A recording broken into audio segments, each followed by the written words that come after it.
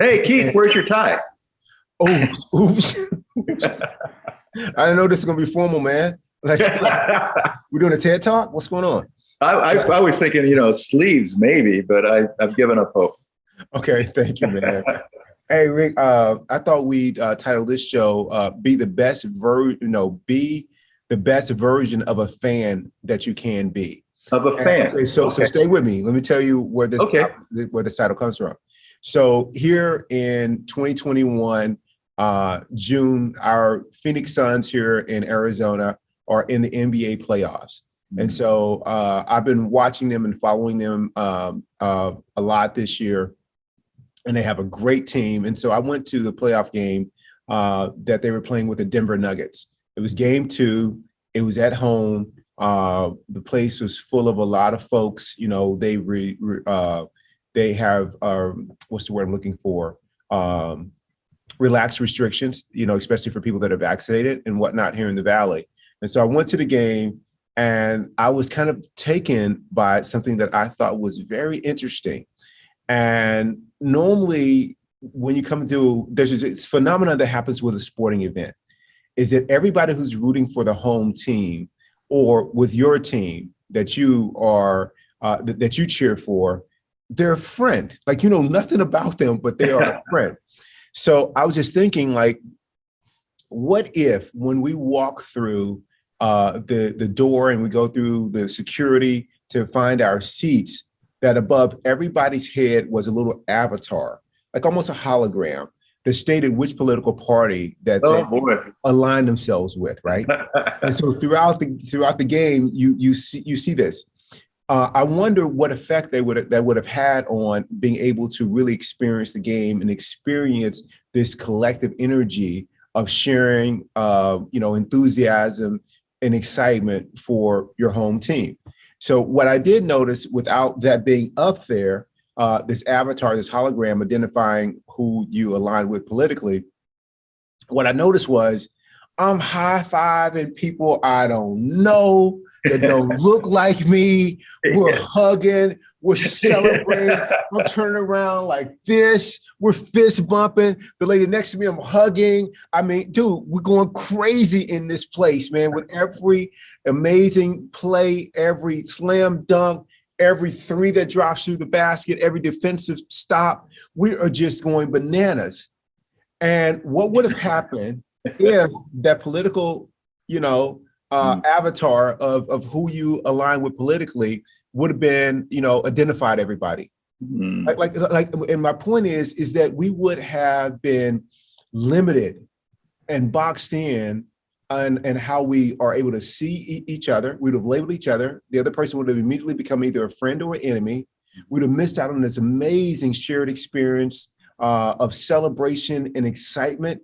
And so when people talk to me for the first time, I don't want to know your politics. I don't want to know anything that can be a barrier between us connecting with the humanity in each other, between us being loving and kind to each other.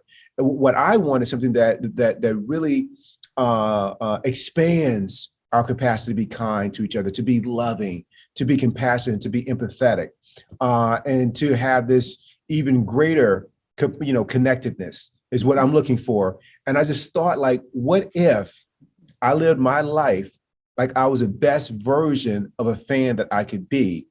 Man, what an amazing life that would be. Well, guess what, Rick? That's how I live my life. That's actually how I live my life. I didn't always live my life like that.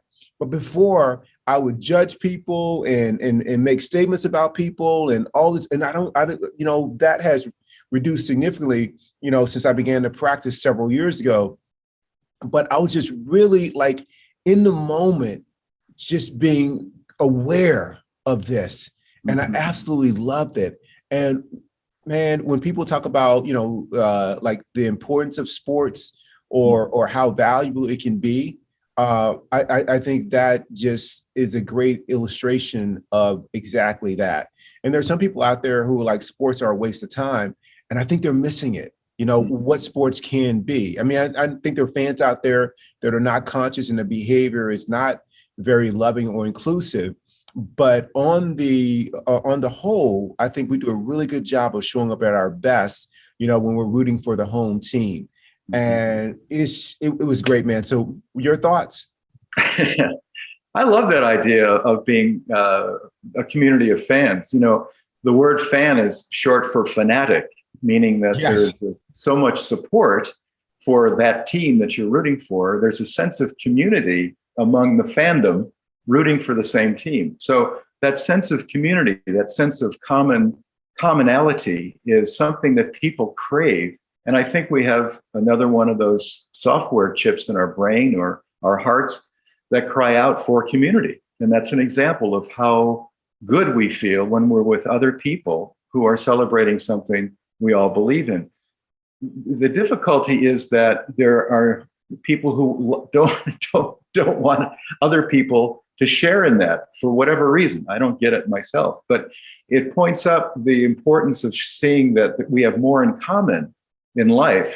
And what we're talking about, being a fan of life, being a fan of love, being a fan of getting along, being a fan of doing things that are productive and mutually supportive, being a fan of all of that. That's a sense of community that we can have as humans. To me, it's one of the things I think we talked about before, I did anyway, the four houses of being, and I've forgotten what the Tibetan word is for it, but the four houses basically involve being friendly or loving kindness, having compassion, having a sense of equanimity about life, a balance, an understanding that things will go wrong and you're still okay. And then fourthly, and this is what you're talking about with this fan concept, is the idea of empathetic joy. We're not out of the basketball court. When we're watching our guy or our team member, our team that we're rooting for, one of our players does something spectacular, we are so excited and so pleased that he's done that. We're being empathetic about the joy that not only we feel, but extended to him for having done such a remarkable athletic feat. That sense of empathetic joy is freeing and creates a lot of loving emotion inside. So I'll bet you feel pretty dang good if you're living your life like that, don't you?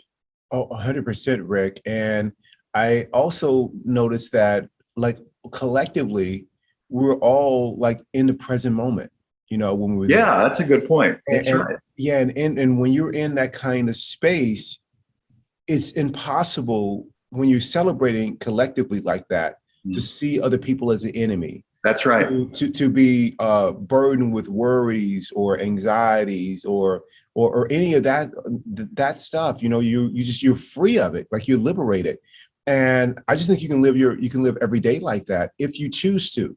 Now it may take some work, because not everybody is going to be like the best fan. There are going to be some people that that may be rooting for the other team, and instead of having great sportsmanship because you have different ideas or you do think different politically. That's hard when people are so identified with their beliefs that it makes it very easy for them to create an enemy of people that think differently. And so, but being the best fan also includes not only celebrating with, the people who also root for their home team, but the people that root for their away team, like showing up for them as loving and kind and accepting. And it just becomes a shared experience to where you both are just in the present moment, man, and just being just the best versions of yourself. So I'm really, really working on, not with a lot of effort, just being mindful of showing up in the world that way, man. So that's all I got to say on it, Rick. You want to send us out? I just want to make, since we're on sports, I want to make one final comment, and that is the comparison between Canadian sports and American sports, because it reflects the cultures of each country. In America, there is no handshaking after a hard-fought contest. They walk off the field or the ice or the court, and the winners are jubilant, and they give all kinds of great credit to God and other people for what they've done or what success they've had, and then they go in the locker room. In Canada, after a hockey game, the losing team, when they lose the last game of the playoff, lines up against the winning team, and they skate toward each other and shake hands. even if they've just been in a fight, a physical fight in hockey moments before. And to me, the message there is that we are opponents in a very limited sense. In the larger sense of humanity and where sports plays a role in our lives, we are together. We are a community. And I wish that America had less competitiveness about winning and losing, a zero-sum game, and more of an emphasis on playing the bigger game, which is the game of life and support of others, and focusing on what we have in common rather than what divides us. Love it, Rick. Man, let's end there. Thank you, Rick. I love you. I love you too, buddy. Good topic. I enjoyed that. Thanks. Awesome.